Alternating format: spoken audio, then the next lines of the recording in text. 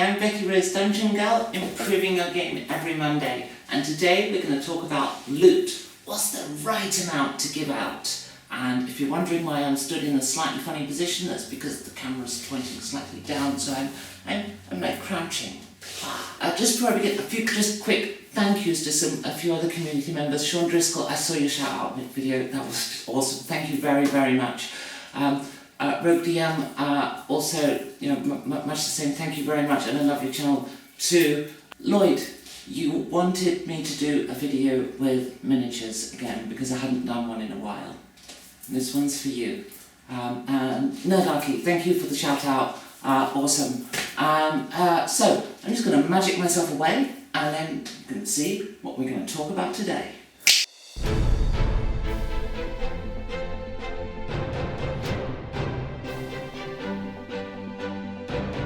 So the question is, what is the right amount of loot to give? And if you ask your players, they'll say something sarcastic like, how much loot do you want? All of it! What does the book say? None. None. Rarity, why is... What rarity goes with what? Nothing. See, back in the old days of role-playing games, a monster gave you two things. It gave you XP and it gave you a loot table. And you'd roll on the loot table and you'd see what the monster gave you. And everything would give you gold like chickens. Well, curse those social justice warriors for coming into our games and giving monsters reasonable reasons for being there and realistic loot. Now monsters want to talk. Gotta ask yourself, what kind of game are you running? Is it a narrative type game? Is it an old classic D&D dungeon bash? Or is it a court intrigue? Your Highness, Yorick is dead. And then, most importantly, you've got to ask yourself, where do you want the campaign to lead to? Do you want players running strongholds and empires, being kings and queens and ruling the world? Or do you want your players to be the guard in Skyrim who was shot in the knee? Do your players live in a world where monsters are prolific and adventure is a commonplace and there's massive amounts of gold in your hands? Or do you live in a world where the people are poorer and there's more peasants, more farming, more subsistence existence? Oh, that right. So, once you've decided what type of world you're in, what type of game you want to run, and where you want your players to end up, you play the game and between first and fourth level, a couple of months of real time might pass. So by then, what you want from the campaign might have changed. So it's good to have that conversation again with your players. And so, where do you see your character going now? You see, when you break it down, players might say, yeah, I want all the loot. When you talk about loot, when you talk about their characters and what they'd like to see happen, the story arcs they want to unfold, that will often determine just what kind of world, what kind of game they want to be playing. So having that conversation with your players every few months is a really good thing. There are, of course, some tropes. Dragons have lots of gold and sleep on their hoards and stuff. And that's kind of the only one I can think of. My mind just went blank. What's happened? Oh no, it's the end of Dungeon Girl. Oh, wait, all I need is coffee. In the meantime, here's a dungeon with some loot to look at.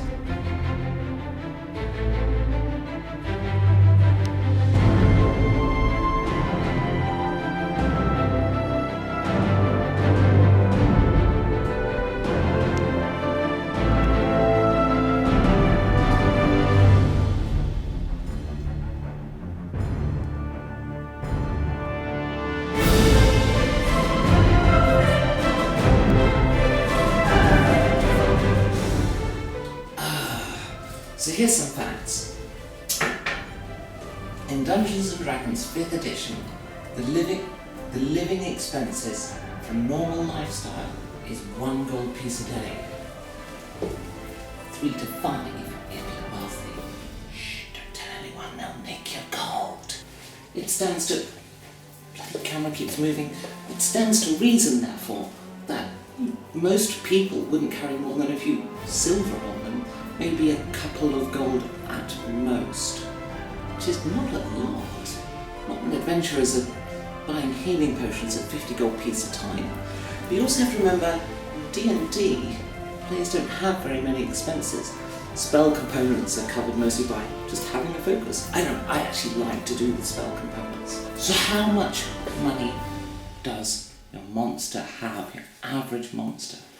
Well, I do a thing in my world where everything in the Dwarven realm costs a lot more money than it does in a predominantly human city. Why? Because the dwarves dig up loads of gold, therefore they've got lots of it, therefore its value is lower. The average orc, however, may well have a few silver, copper, bronze, whatever. Do they have gold? Maybe. Maybe not. So, depends on your world. And you can kind of run this however you like, but in many ways, the only people who really use gold, surely that's going to be like merchants and stuff. It's like gold in our world today. We use cash. Do your cities need to have the same currency amongst the people as they do amongst the merchants? So you live in a world where gold is less common, say, and you don't have to do this. This is up to you. But if you're living in a world where gold is less common, then perhaps all normal people use silver. It's like I'm British. My nation has £50 notes. I've seen one maybe 3 times in my life. When you're looking at the value of bread and the value of everyday items, you're looking at copper and silver. So gold isn't going to be something that is carried a lot of the time, unless somebody's making a big purchase. They've saved up for a new table, a new piece of furniture. You're down there. In any society where people are not affluent, it takes time to accrue items, possessions. It took me many years to buy my house. It took me a lot longer to be able to afford these dungeons. At no point have I ever really been cash rich in my life, but I've had stuff. It's stuff that is loot, more than gold, more than silver, trinkets. Player's Handbook, page 160 to 161. A dead scarab beetle the size of your hand. A single dagdrop made from bone. A bit of folded cloth that, when unfolded, turns into a stylish cap. A bright green feather. A rope necklace from which dangles 4 mummified elf fingers. Maybe this fine elven side table with this curious tome on top. I heard the talks about this new book, 50 Shades of Fae. Or there's that new cookbook with the recipe for gnome eggs, because all roleplayers have gnome eggs. There are many different ways to have loot, and some loot can have cash value, but my favourite kind is when loot is a puzzle. So the reason that the books don't really say this monster gives you this much gold is we've moved on from games where it's just about killing monsters. And rewards don't have to be financial to a player. When you look at the modern Dungeons & Dragons 5th edition, the only real expense players have is healing potions at 50 gold pieces a time. They can't really afford it for the first couple of levels, and after that, invariably, they don't do much money anyway.